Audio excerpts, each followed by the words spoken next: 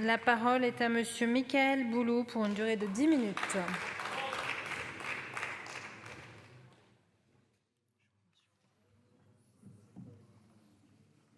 C'est l'ancien celui-là. J'attends le nouveau. Merci.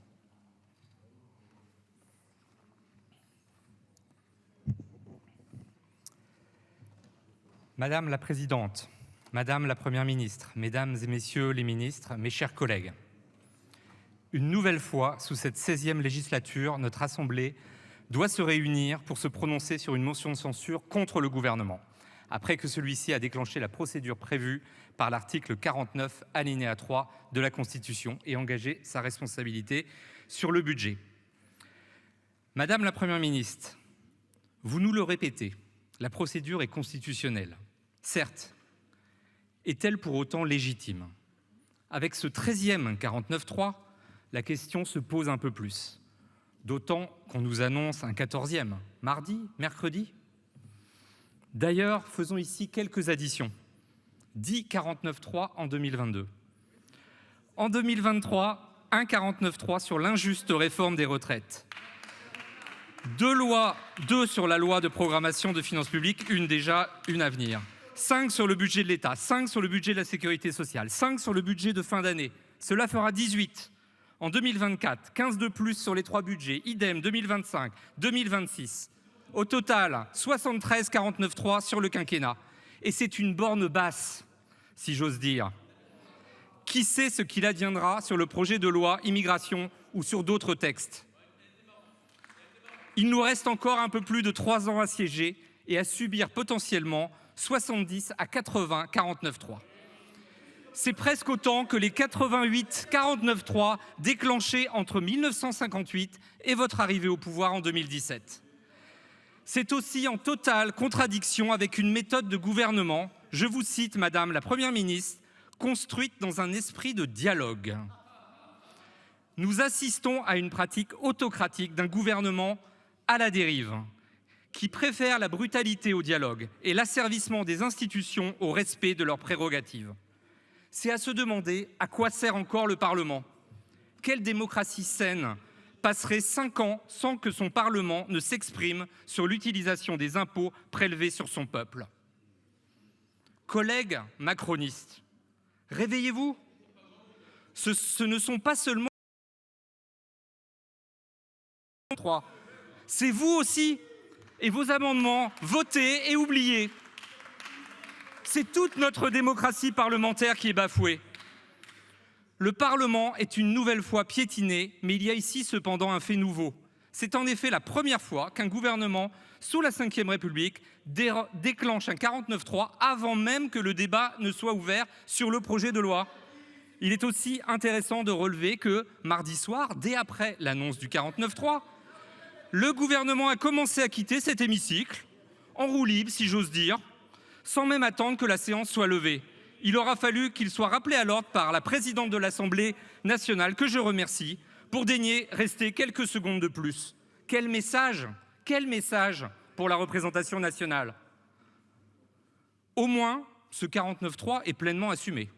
L'année dernière, Madame la Première ministre, les accusations d'obstruction vous servaient d'alibi. Cette année, il y a plus d'amendements, mais vous ne reprenez pas l'accusation d'obstruction. Peut-être parce qu'il y a plus d'amendements de vos groupes que des groupes de gauche. En tout cas, dès le départ, vous admettez d'emblée votre peur du vote, y compris de vos rangs, et votre incapacité à bâtir un pont avec l'une ou l'autre de vos oppositions, et même d'écouter vos députés. À ses origines, lorsque Félix Gaillard a inventé le 49.3, tout son objet était de clarifier qui soutient le gouvernement et qui s'y oppose. Grâce à un moyen simple, l'abstention n'est pas permise, par conséquent, ceux qui viennent voter la censure sont dans l'opposition.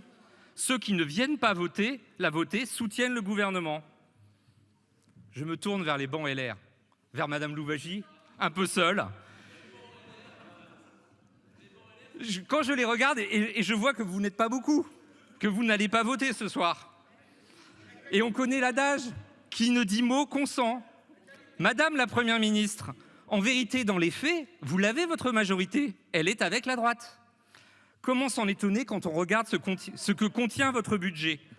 Avec 70 milliards de cadeaux aux plus riches et aux grandes entreprises sur le premier quinquennat, après 4 milliards de cadeaux supplémentaires l'année dernière, un nouveau cadeau de 4 milliards pour les grandes entreprises cette année, sans évaluation de l'effet économique.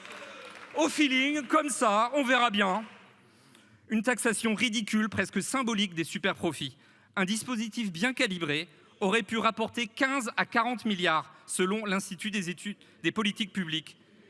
Mais vos sous-taxes sur les secteurs qui font les profits les plus politiquement insupportables n'atteignent même pas le milliard. Et comme par hasard, vous n'en reconduisez pas la majeure partie en 2024, au moment où leur rendement devrait être bien supérieur, entre 4 et 5 milliards au total. Vous transposez l'imposition mondiale sur les entreprises, bien, mais quel dommage que vous ayez lutté pour un taux à 15% plutôt que d'aider Joe Biden à décrocher les 21%. Le journal Libération a vérifié. Monsieur le maire n'a commencé à défendre les 21% qu'à compter du jour où la piste était hors jeu, pas une seule fois avant. Côté dépenses, vous faites 20 milliards d'économies sur le budget de l'État par rapport à ce qu'il faudrait pour neutraliser l'inflation. Un exemple des conséquences très concrètes, 2500 professeurs en moins. Exprimer son soutien à nos enseignants quand ils sont frappés par le terrorisme. Il semble que le soutien au quotidien, au long cours, ne vaut plus grand-chose quand arrivent les agences de notation. Pourquoi cette austérité? Parce que maintenant que la clause de sauvegarde européenne va être levée, il faudrait revenir à 3% de déficit. Et c'est compliqué pour 3 raisons. D'une part, vous avez désarmé fiscalement l'État avec toutes vos baisses d'impôts. Ensuite, vous avez indexé de façon absurde notre dette sur l'inflation. Et enfin, vos centaines de milliards dans les plans de relance de soutien aux entreprises n'ont pas du tout eu l'effet d'entraînement escompté sur la croissance. Bref, un budget austéritaire qui continue à faire de gigantesques cadeaux aux plus riches et aux entreprises sans condition, qui continue à ne pas faire les investissements climat de plus en plus nécessaires, augmentant jour après jour le coût de l'inaction, et qui continue à oublier les classes moyennes et les travailleurs et les travailleuses, qui sont chaque jour plus nombreuses et plus nombreux dans les queues des Restos du Cœur. Certes, vous prolongez le plafond majoré de la réduction Coluche. En clair, c'est la générosité privée qui va devoir faire survivre les Restos du Cœur, Emmaüs et les banques alimentaires. Au passage, ils attendent toujours le solde des 80 millions d'euros que le Sénat et nous-mêmes avons votés l'année dernière. À tout cela, vous avez ajouté par amendement quelques cadeaux. Plus un seul impôt pour la FIFA, pas de TVA au long cours pour Airbnb, pas de taxe sur les rachats d'actions, mais une défiscalisation pour les entreprises qui rémunèrent leurs salariés avec des actions plutôt qu'avec les hausses de salaire, etc., etc. Je vais le résumer, les lobbies ont bien travaillé. Certes, vous êtes malin, vous saupoudrez votre budget de quelques mesurettes vaguement de gauche. Bel alibi que le vôtre pour dire que les oppositions s'opposent et que vous ne pouvez construire une majorité sur le texte avec aucune d'entre elles.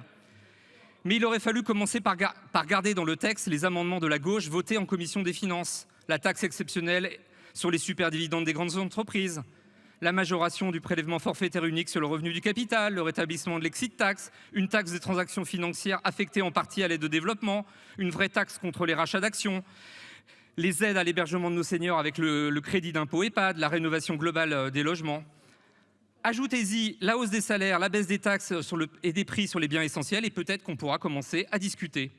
Aujourd'hui, les Françaises et les Français souffrent dans leur quotidien, entre les angoisses que génèrent les fins de mois difficiles et la légitimité des éco-anxiété face à l'accélération du dérèglement climatique. Ils ou elles souffrent aussi dans leur chair avec une menace terroriste au plus haut et les turbulences du monde plus instables que jamais. En ces temps troublés qui font le lit de l'extrême droite et de la droite extrême, il serait plus que jamais nécessaire d'agir dans un esprit de concorde, Madame la Première ministre, dans le respect de nos institutions et dans le dialogue avec l'ensemble des forces vives de la nation.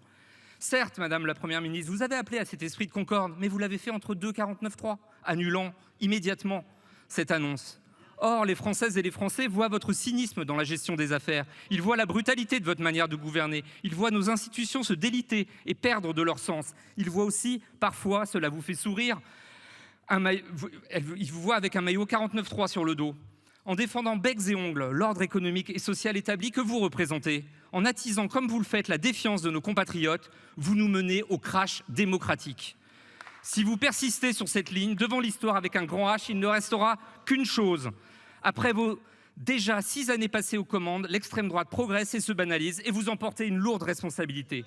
À gauche, sur les bancs du groupe socialiste et apparenté que je représente, notre ligne a toujours été claire. Pas de compromis avec l'extrême droite et la droite extrême. C'est donc la seule motion de censure de nos collègues de gauche que nous soutiendrons.